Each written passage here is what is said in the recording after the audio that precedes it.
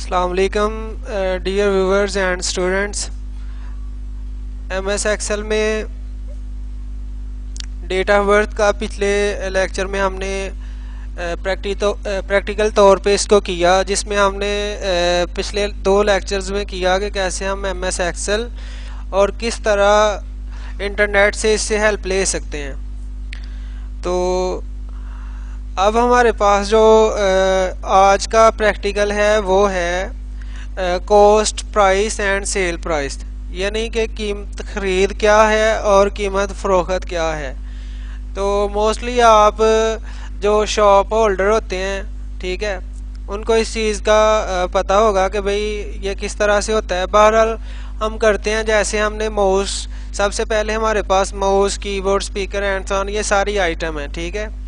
तो quantity of purchase, कितनी मकदार खरीदी है। सपोज दैट आप कहते हैं जी 689 आपने क्वांटिटी खरीदी है और कीबोर्ड आपने खरीदे हैं 1499 सॉरी। और उसके बाद स्पीकर जो है वो फ़र्ज़ कर लें कि आपने खरीदे हैं 2500, पावर केबल आपने 150 पावर केबल जो है वो खरीदी हैं, और VGA केबल 200 लगा लेते हैं, DVD रोम आप 300 लगा लेते हैं, LCD 15, टोटल डेटा केबल आप 500 लगा लें, USB 4GB 60 लगा लेते हैं, मेमोरी कार्ड 16GB के आप 100 लगा दें, और कार्ड रीडर आप 20 लगा दें। समझ आ गई। ये क्वांटिटी है, मिकदार।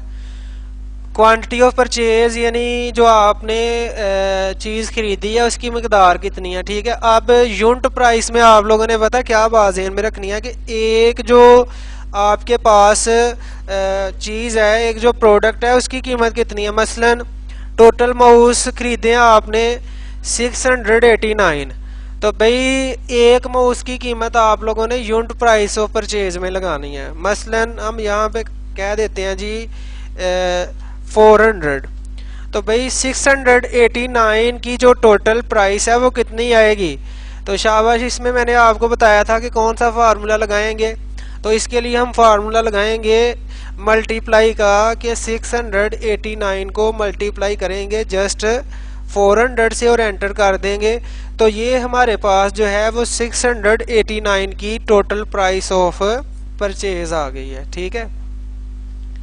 तो सिंपली हम करते क्या हैं, इसी तरह कीबोर्ड की लगा लेते हैं, मींस के हमारे पास 500 है, और स्पीकर की हम लगा लेते हैं 1400, पावर केबल हम 200 की लगा देते हैं, VGA केबल, DVD रोम, और ये हम लगा लेते हैं, यानी कि जस्ट सपोज दैट कर रहे हैं। तो ये हमने यहाँ पे इनकी प्राइस जो है वो इजीली लिख ली। तो आप देखिए कि कीबोर्ड की जो क्वांटिटी है वो 1489 है। तो अगर एक कीबोर्ड की कीमत 500 हो तो 1489 की क्या होगी। तो सिंपली आप लोगों को मैंने बताया था कि बार बार फार्मूला नहीं लगाना, जस्ट आपने इधर 2 टाइम लेफ्ट क्लिक कर देना है, तो गौर कीजिए सारी वैल्यू आपको निकाल देगा। समझ आ रही है।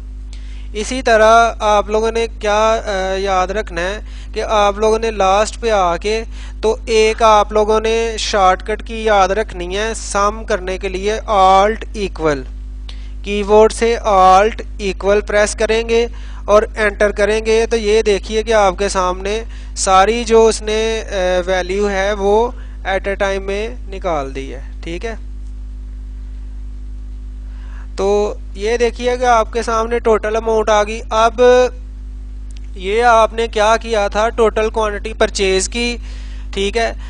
तो एक आपकी क्वांटिटी की कितनी प्राइस थी, तो टोटल जितनी थी उनकी क्या थी वो आई है। अब चलते हैं क्वांटिटी ऑफ सेल, यानी आपने 400 में मीन्स के आप लोगों ने क्वांटिटी ऑफ सेल से मुराद है कि अगर 689 ही आपकी टोटल क्वांटिटी है, तो इसका मतलब ये नहीं कि वो आप जितनी क्वांटिटी लेकर आए हैं उतनी ही सेल हो। ज़रूरी तो नहीं कि आप जितनी क्वांटिटी लेकर आए हैं उतनी ही सेल हो। फ़र्ज़ कर लें कि यहाँ पे 689 की बजाय आपकी क्वांटिटी जो है वो सेल हुई है 680। समझ आ रही है।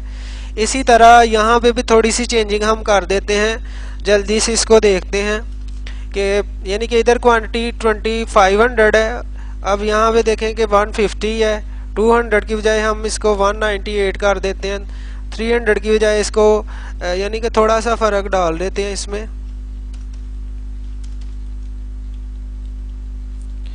तो अब गौर कीजिए कि ये आपके सामने ये क्वांटिटी परचेज थी जो आपने खरीदी है। मैं बार बार बता रहा हूँ कि भाई ये ज़रूरी नहीं कि जितनी आप मिकदार खरीद के लाए हैं उतनी ही आपकी उसी टाइम सेल हो जाए, वो पड़ी भी रहती है आपकी शॉप पे। ऐसा होता है कि नहीं होता? तो इसीलिए ये क्वांटिटी ऑफ सेल से मुराद है कि जितनी आपने मिकदार जो है वो फ़रोख्त कर दी है। तो अब इधर देखिए कि अगर आपके पास यूनिट प्राइस ऑफ परचेज 400 है, तो भाई आप एक माउस की कीमत जो है वो फ़रोख्त करते हुए कितनी लगा रहे हैं। तो ज़ाहिरी बात है कोई भी शॉपकीपर है तो वो जब भी कोई अपने पास कोई भी प्रोडक्ट लेके आता है तो भाई वो क्या करता है, उसमें अपना प्रॉफिट उसने निकालना होता है। तो मीन्स के उसने कर दिया जी 550, इसी तरह से 600 कर देते हैं, इसको हम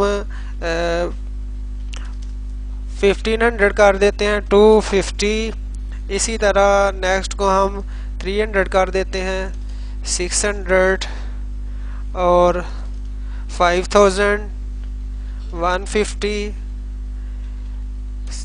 और इसी तरह इसको भी हम चेंज कर देते हैं। ठीक है, तो अब यहाँ पे टोटल प्राइस ऑफ सेल से क्या मुराद होगा कि जितनी क्वांटिटी है उसको हमें मल्टीप्लाई करना है। तो इक्वल का साइन लाजमी लगाएंगे, जितनी क्वांटिटी ऑफ सेल थी वो, और multiply by unit price of sale.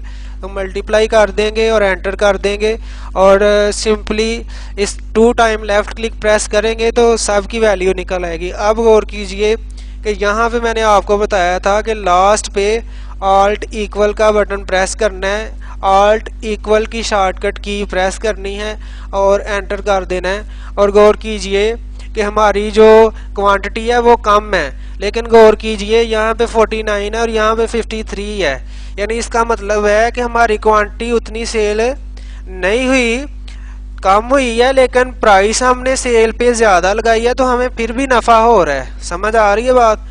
तो ये अब नफ़ा कैसे निकालेंगे, उसके लिए आप लोगों ने क्या काम करना है, कहीं पे भी आप लोग क्लिक करें और equal sale price minus cost price और एंटर कर दें। तो भाई ये आपका नफ़ा है। समझ आ गई है बात? ये आपका नफ़ा जो है वो निकल आया है। यानी आप लोग और कीजिए, फिर बता रहा हूँ कि 689 आपकी टोटल मिकदार थी जो आपने परचेज की, खरीदी, लेकिन आपकी टोटल सेल नहीं हुई, यानी कि 9 कम है उसमें। इसमें भी देखें मैंने हर एक में कम रखा है। समझ आ रही है? उसके बावजूद भी आप लोगों को क्या हुआ है, नफ़ा हुआ है।